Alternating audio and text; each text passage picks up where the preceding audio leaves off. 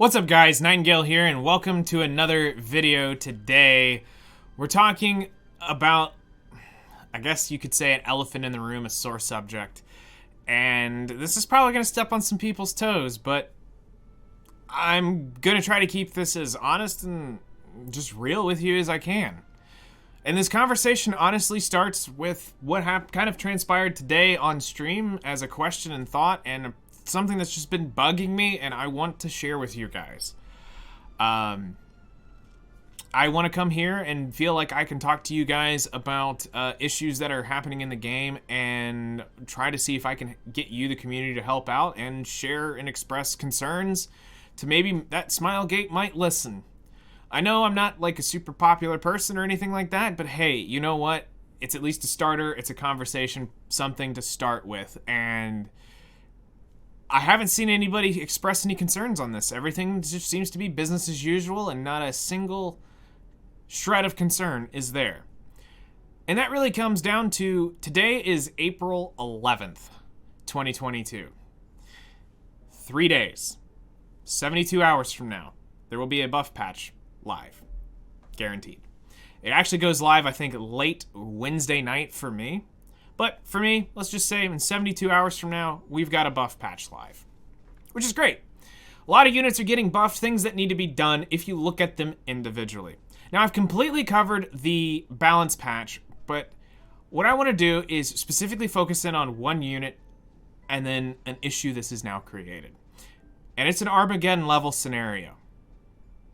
I'm not actually joking or memeing around on this. This is an Armageddon level scenario that we have to fix very quickly.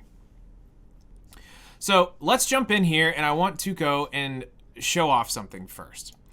So before we get in, I would like you just to take a moment and look at some of the champions of warrior artifacts. Now, you can probably already see where this is going in the writing on the wall because there's only one warrior that you need to be concerned about in the buff patch. It's Dark Corvus. Strax Gauntlet, Crimson Seed, El's Fist, Sepulchrum, Sigurd's Scythe, Merciless Glutton, Durandal, Creation Destruction. Actually, don't remember what you do. Yeah, no, don't even need that. There's some nasty options here.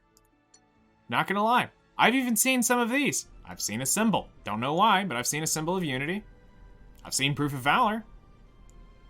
Haven't seen a Warhorn. What I have seen is Portrait of Savior. There's options out there. So let's go and talk about Dark Corvus. So we're going to start here because this is where we need to start. First off, let's actually sing the praise of Dark Corvus, because I don't want you guys to say I'm ragging on this unit or anything like that. This is why this is very important. I'm not hating on this unit whatsoever. I absolutely love and adore Dark Corvus. I've been wanting him for a very long time, and I was slightly joking, but not joking, when I was talking about the Moonlight Blessing coming out a long time ago, and saying I was going to pick him over Arby. I almost did. Almost. But I knew it was better for my account to get Arby. So, Dark Corvus is a fantastic unit that is highly underrated because people have the mentality of I gotta go fast and I gotta kill things very, very quickly. Why they typically don't like him is because he has a very monochromatic playstyle. He has one trick, and he is that, a one-trick sturdy horse. You cannot mess this up. Playstyle. He has two rough comps that go with him. He has the double Soul Weaver, which is 2 type advantage to whatever you're going into, or type neutral Soul Weavers. Or you bring Dark Corvus, Ruel, and Crow, and game over. Game over. It's a guaranteed win. Some people don't like it because doesn't fit their playstyle. Correct, it's not for everybody, but this was probably one of the safest and most efficient recon teams for Guild Wars. Now, why I say recon is because typically you wouldn't know what you're going into as a recon person for Guild War. So you're the first one in. So you're going to take something that you know is tried and true and is near impossible to kill if you know how to play it. Because this way you can now figure out their speeds, you can figure out their artifacts. You can figure out everything that's going on inside of Guild War. Yes, this is for those of you who don't do this in Guild Wars. This is what some of the higher end guilds do. They take in super safe teams or teams that they're very confident in that they know will be able to beat this no matter what, and they write down and post it on Discord what all your stats and combat readinesses are, so that they can tell the guild exactly how to beat it, where they're at in speeds within 10, and how to go about basically beating it, because there will be no surprises. So if you're wondering why you're absolutely getting smashed after one person went in early in the morning, it's probably why, because it's been posted on Discord somewhere and they're absolutely picking your defense apart. Especially if you see the same comp all the way down, because there's some guilds that will tell you you're going to use this, this, and this, and it'll absolutely nuke it. So let's talk about Dark Corvus in the general aspect. Let's first talk about one of the coolest aspects of him. You're probably like, but okay, what's cool about being a HP-based imprint? It's not that. It's that he is one of the only, actually, I believe the only 5-star unit to imprint with a 4-star currently in the game. That's pretty cool. Yeah, think about it. As I was sitting there thinking about this before I made the video, I couldn't think of a single 4-star that goes into a 5-star that's not Dark Corvus. So that means he's cheap to imprint. All you need is a few of the red Corvuses, and you have a triple S Dark Corvus, meaning you're not having to go after some stupidly hard to get 5-star, or potentially having to use your gold transmits in the case of the boss ML5, so Bellion Strays and Archdemon Mercedes. Those, you don't have to worry about using those. He imprints with a 4-star unit. So awesome. That's probably the first and most important, coolest thing about, to me, with Dark Corvus is that. Also, let's just sit here and talk about how awesome he looks, okay? He looks awesome. He looks like he's gonna absolutely mess you up. So, here's his kit as it rests right now. We're gonna go into a second and bring up the balance patch notes, but I want you to see exactly what it is in-game, physically in-game right now. In 72 hours, this is about to change. Attacks with a shield and absorbs some of the damage as health, with a 50% chance to provoke for 1 turn. Damage dealt increased proportional to the caster's health. Okay? So this is a good ability. It does some damage. It's able to keep you in the fight some. It controls it to help bring people to attack him. Because of his passive is what makes this vital. When it's fully maxed out and molded, it reads this. At the moment the caster is attacked, the caster has a 100% chance to their skill cooldown being decreased by 1 turn. For 2 turns if in the case of critical hit. I'm pretty sure every PvP unit out there runs 100% crit if they don't crit. So 2 turns every time. Now, he is also one of the few units that starts with a very high cooldown skill, but it's not available at the beginning of the fight. So, like Tamarin. His S3 reads, right now, attacks with a lethal hit. Recovering health proportional to the damage dealt. Damage dealt is only affected by the caster's health and does not trigger a critical hit. Begins the battle with a full skill cooldown. Increased damage dealt. Now, why I'm showing all 3 of these off is because let's put this here video as basically a time capsule. The days you're gonna wish it still read like that. Because in 72 hours, things are about to get a lot nastier. So let's bring this window up real quick here. So this is the developer notice that's been edited, and it was edited for Guider Aether, which we'll be covering in another video when we talk about the balance update here Wednesday. But what we want to do here for this video is I want to scroll here to Dark Corvus. And we're going to read this out. So everything we just read is on the left. Okay? So now let's read what his new skills are going to read as. So his new S1, Shield Bash. Attacks with a shield with a 75% chance to provoke for 1 turn. Recovers the caster's health. Damage dealt An amount recovered increased proportional to the caster's max health. So he's now... This looks like they are clearing up some of the text, but it may also sound like they're making it a little bit... they may be making this better. Okay, so we're going to skip over the middle one, because nobody's going to ever use a unit that's not fully awakened. Devil's Descent, Awakened. After attacks with a lethal hit, absorbs some of the damage as health. When the enemy is defeated, inflicts extinction. Inflicts extinction. So for those of you who don't understand yet what extinction does, it's literally that. They are extinct. They cannot be revived once he kills something.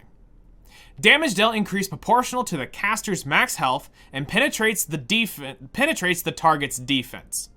This cannot trigger a critical hit, begins the battle with full skill cooldown count. And it is damage dealt increased is the soul burn here. I would like to point out that, for those of you who think that the penetration is new, if you go play around with damage calculators, no, I was partial to this as well. We played around with this, and no, he's had full pen since day one. This is not new. So he's been penetrating defense 100%. They're just now clarifying that he's penetrating your defense completely. Putting 1,000 defense or 10,000 defense on the damage calculator did nothing for this S3. So it full ignores defense. So there's no chance of it being a percentage. Why is this an issue? This is why I want to bring this up. Let's read what they have to say. This is what they have to say about this. The hero Dark Corvus bears enemy attacks and inflicts lethal damage on enemies every time Devil Descent becomes available. However, the amount of health absorbed as damage for Shield Bash is not high enough to keep the hero up when enemy attacks. Also, the enemies reviving heroes always amounts to pressure on the team. After the adjustment, Shield Bash will recover more health proportional to the hero's max health, and the hero will be able to keep dead enemies out of the battlefield by inflicting extinction with Devil's Descent. Additionally, Devil's Descent will deal more damage both with and without consuming soul burn, allowing players to easily take out enemies with high health.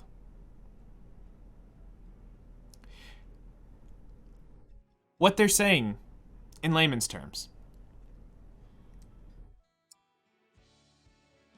we understand that you were taking 2 Soul Weavers, and now we're going to make it to where you don't really need to take 2 Soul Weavers. You might, depending on what degenerate comp you're going to drop him into, but you typically don't need 2 Soul Weavers, because now we're going to make him heal more on his S1 and his S3. We also understand that you were tired of having to kill the Soul Weaver, then kill the DPS, then kill the Knight. Now we're going to just let you go kill the damage dealer, take away your threat, and then kill the Soul Weaver, and then kill the tank. That's what this basically says. Oh, and by the way, revivers are pointless. Any revive unit in a revive mechanic is completely and 100% void. It will stay dead. Why does this seem balanced to people? Is because if we come back to the game, 8-turn cooldown is what's saving you from potentially being able to do that. Wrong. That's as far as I'm going to say. I'm not going to go and spell it out for you. If you want to know why, do the research. Check the comments. I'm sure somebody's going to put it out there. So, this is issue number 1. Why I'm bringing this up is because the conversation today was specifically talking about Guild War. And how are we going to set up a Guild War defense in 3 days? 72 hours. Because now you have Dark Corvus out there, who will put any DPS threat down turn 1. You now have another unit that prevents you from setting up a second protected defense. And let's talk about this can of worms. While everybody seems to be absolutely loving and adoring Hai Young, there is one big glaring issue here.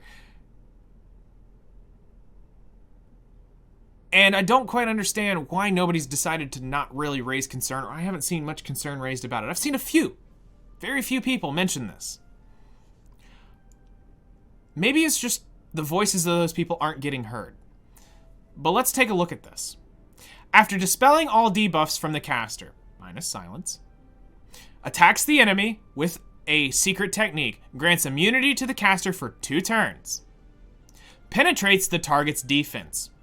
Notice the period. When the target's max HP, max health is greater than the caster's max health, damage dealt increases proportional to the difference up to 100%, maximum 100%. So, after she was released, we came out and were able to quickly figure out that the HP difference is about 6,000 to 7,000 HP. Meaning, all she has to do is only be 6,000, which is not hard, difference in HP. Let's take a look at something else. Notice her imprint is attack percent. Great. She can get a lot higher attack. But let's come here and preview her stats. Now, right now, you have a group of people who are going around saying build her at the absolute minimum of bulk. So right now, people are building her with no HP and high defense. Why? Because the least amount of HP you can get on it is the least amount. So let's say this, for whatever reason, if somebody is able to go, I don't know why they would do this, because there are units out there that could probably one-tap it, but let's say this. The Armageddon of Armageddon levels, she has no HP put into her kit. That means 12,000 HP. The minimum most people run on HP in PvP. She's already doubled their HP and is able to one-shot them. See what I say? Next. Her stats are fine. I'm great that she can't crit and do all that stuff. I love the kit in the theory of it. But it's unconditional that she can do this. She can turn 1, come out the gate and say, Thanos, I have the Infinity Gauntlet. Goodbye. I am Iron Man.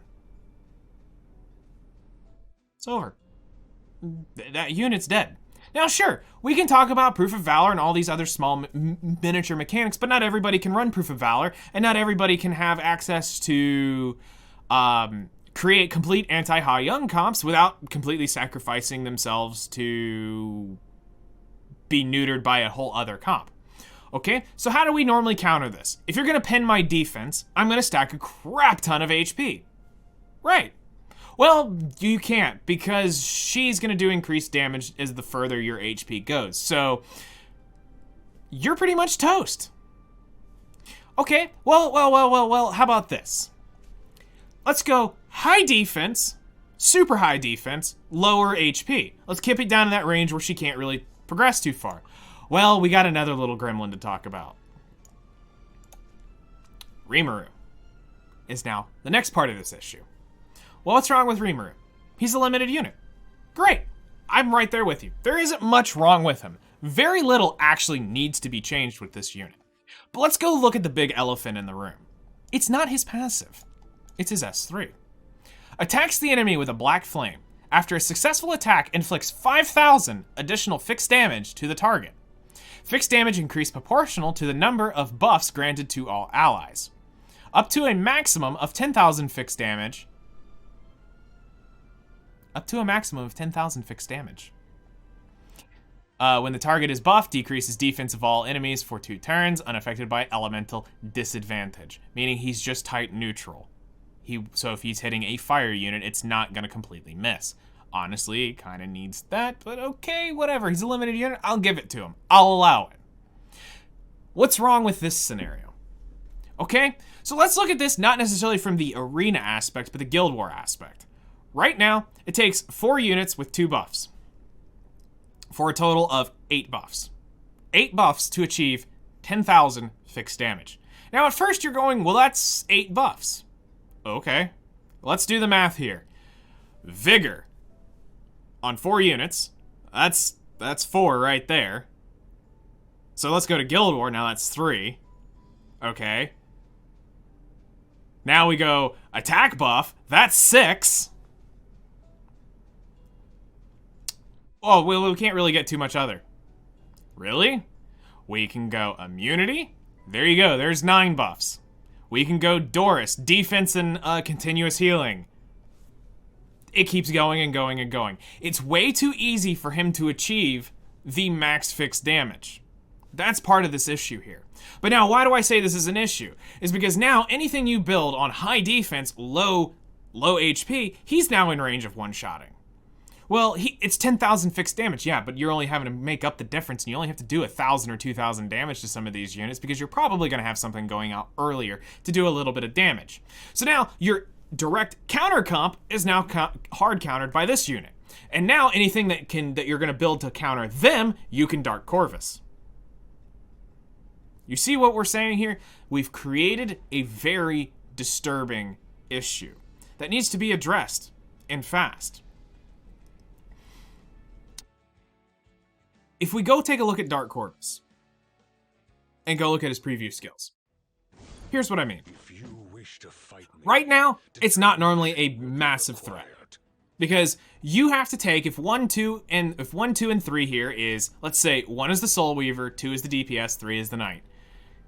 You're gonna sit here and you're gonna be trying to bait Ruel out of her revive, first off. Just because you're gonna be trying to do that. Or anybody, you're gonna be smacking on them, trying to chip their health down, while you're waiting on them to get his full passive here. Now, unfortunately, because he cannot get attacked, we cannot get this to build up. But basically, you're gonna be waiting for this to build up, and then it comes time for you to give them the big Thanos clap. Or if you're Beerus, you're just gonna say Hakai, and it's over with. Whatever unit is on the receiving end of that thing was normally dead to begin with. The difference was it cost you your time, nothing else. But now, unit number 1 is dead. Now, there's actually a decent chance you're going to kill the unit here, probably with just your S1s. Because it's going to take you a minute to rebuild this. So, now the DPS, the squishy DPS dies. Okay, well, I got my thing back, and now here goes the tank goodbye. It's over and done with. Now, obviously, this is sped up into a theory of a few turns, but hey, guess what? I can now do this instantaneously. Turn 1, and there goes your DPS unit. What threats left? Oh, I'm gonna be Soul Weavered and Knighted to death? Okay, you got 2 DPSs. Okay. Well, 1's dead. I'm so afraid of the other one. You're gonna kill 2 Soul Weavers and that? No, here, hold on. Provoke. Okay, there, thanks. Thanks for, the free skill cooldown. Now I'm just gonna come back and, oh, wait. Oh, I killed you? Okay, here's your tank. Here's your tank. It's gone. Your tank's gone now, too. So what are you gonna do? Oh, nothing, because it's dead. Everything's dead and stays dead. There's no revive, no nothing. There is no saving this comp. Now, sure, I will argue with the fact that people say he needed a buff. But did he really need extinction? No. Absolutely not. Out of all things, when I was theory crafting around with Dark Corvus when it came to that survey, I was like, yeah, he could use some tweaks. We can always agree that something can always move around a little bit. Maybe better healing. Is it a little more damage on his S1? Maybe they changed something about his S3, you know. But would they make him an extinction? No, we don't need another extinction unit. I mean, really? Would you really want to put extinction on a tank like that? No. What are you going to try to do to kill that thing in time before he gets his S3 off? LQC it?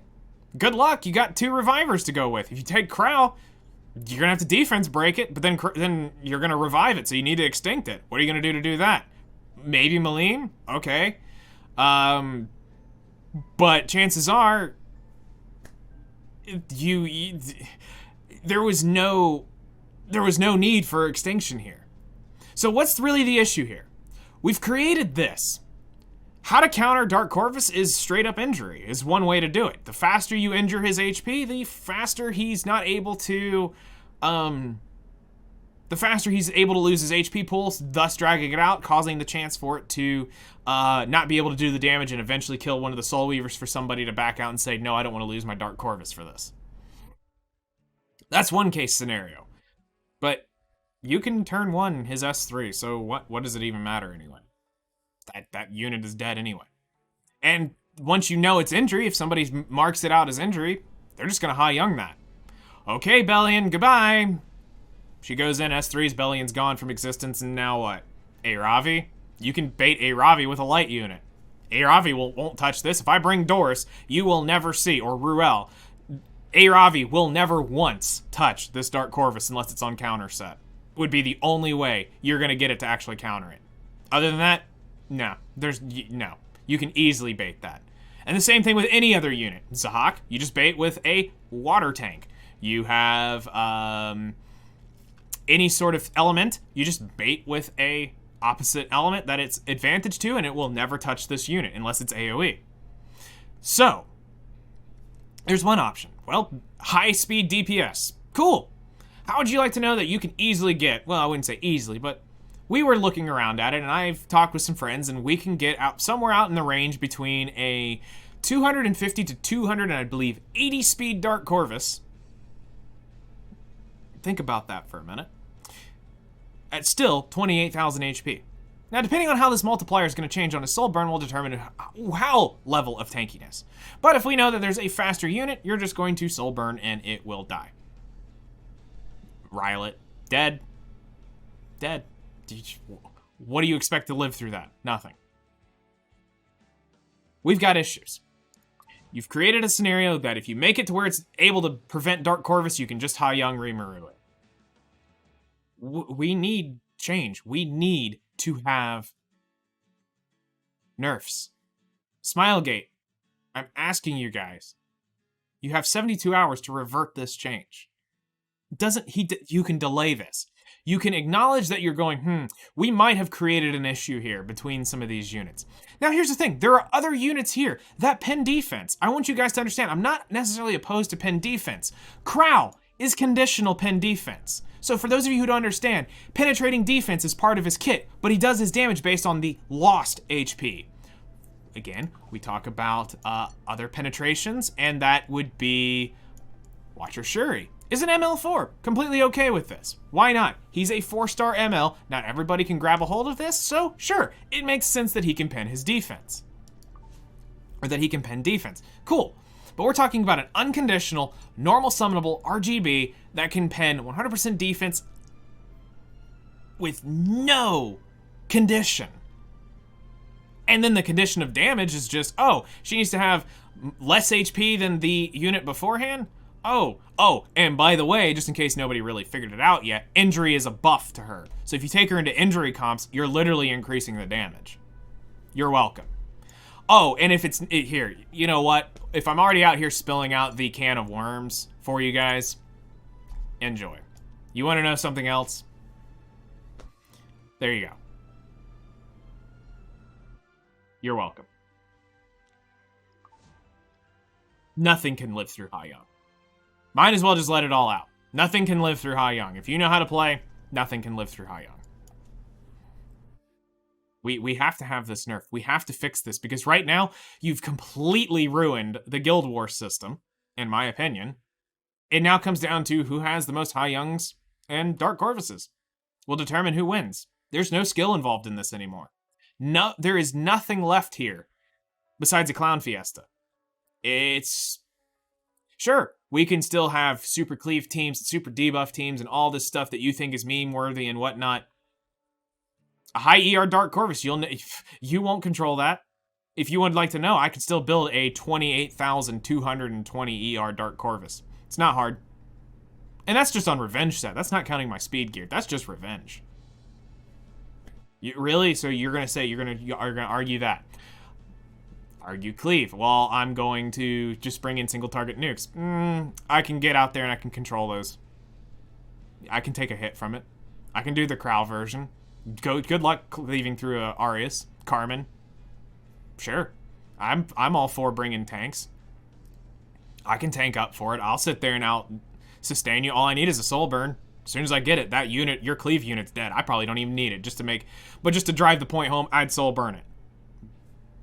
We've created issues, and we need to address these, and we need to start walking some stuff back. And I'm trying to get this out here in enough time that maybe we can walk this back.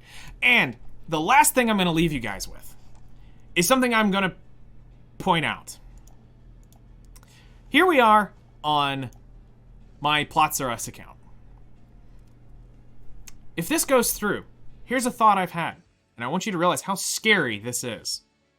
This is why I don't think this needs to exist. Remember I made a comment earlier? Look what's right here. For free. Day 1 accounts have access to this for free.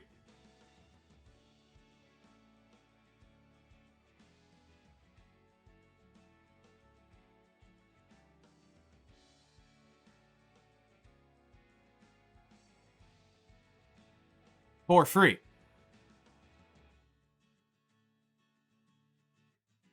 Now, I'm going to also draw your attention to new accounts.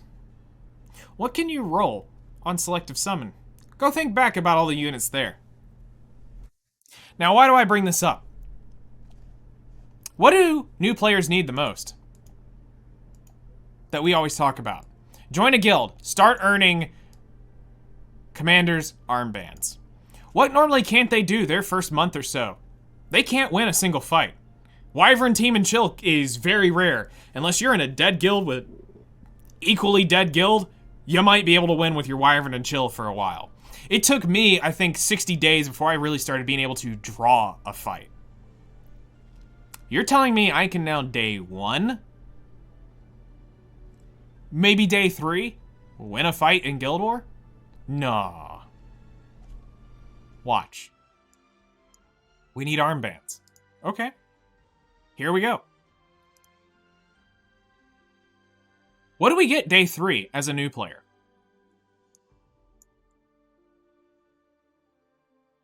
Triple HP set. No, you wouldn't do that. Wanna bet?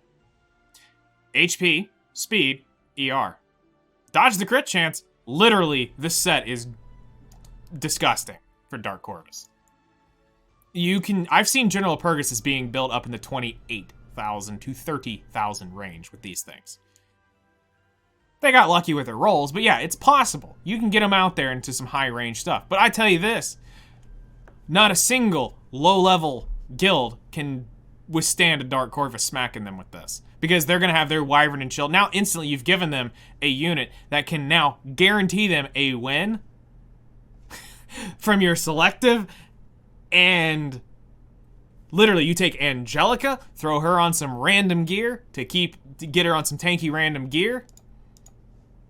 It's technically not really day 3 you can do this, but you're getting what I'm saying. You're now giving them the access to have a tanky Dark Corvus who can extinct, and now low-level guilds can now use this.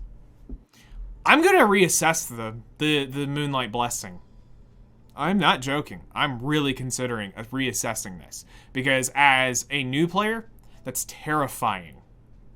That you can go within your first week of playing and start assassinating someone's Guild War defense with Dark Corvus. Now sure, it's only 1 win, but hey, guess what? That's a lot better than your 2 losses. That's way more armbands. You're now getting Symbol faster. You're now getting Proof of Valor faster. You're now getting so much more faster because of this 1 win. There is the upside. I'm definitely excited for the fact that that's, for new players, that's great. That they can start winning very easily. But it's terrifying and horrifying to think about at a higher level when we start factoring in Ha Young, Rimuru, and all this other stuff. There's no safe defense anymore. Nothing is safe. Unless we start reverting some of this stuff and start getting some nerfs actually put in game. Sets need to change. There is so much that needs to change and needs to be dealt with. Hopefully, Smilegate, you can listen to this. Delay it and think about what you're about to do. Address Ha Young and Rimuru first before you send this change. If you don't, here's what you need to do. Don't offer refunds. They made their bed for this one, honestly. People voted that Dark Corvus needed a buff. You voted, you're dealing with the consequences of this. You may think it's the greatest thing ever.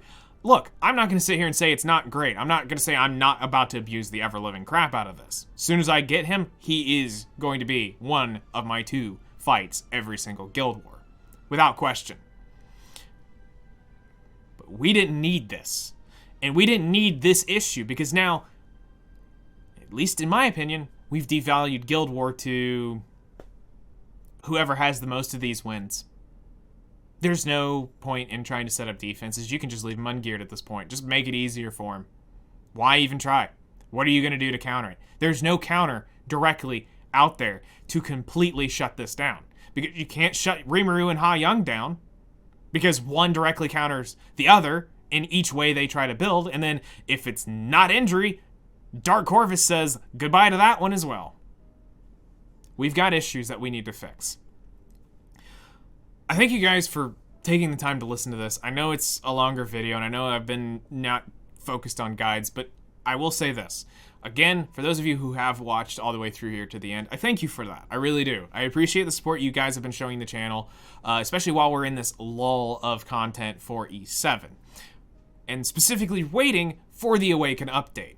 I don't want to make guides based upon current information and then be immediately outdated in a few weeks. As soon as we get back around to that and we see that nothing's changed or what has changed, guides are going to start rolling out. I'm also trying to make sure that I'm keeping a pretty open guide times frame in guides so that I can get things that are super vital to new players back out, update anything in the beginner's handbook, as well as getting new updated information to you guys. I've got a lot of stuff I want to teach you. And I don't want players who have been, that are newer, that are watching this, freak out. This isn't the end of this isn't doom and gloom. When I talk Armageddon level scenarios, I just mean that this is a major level issue that we have to address because it full hard shuts down complete entire thought processes of the game. There is no direct way around this right now. Because whatever answer it is, one of those three hard counters you completely. Extinction, pen defense, and fixed damage. Cheap fixed damage. We have to get around this craziness that this has started. This snowball is near out of control. Most would agree that it's out of control. But I'm saying there's still a point we can salvage where we're at right now. So thank you guys for watching. I'll see you guys in the next one.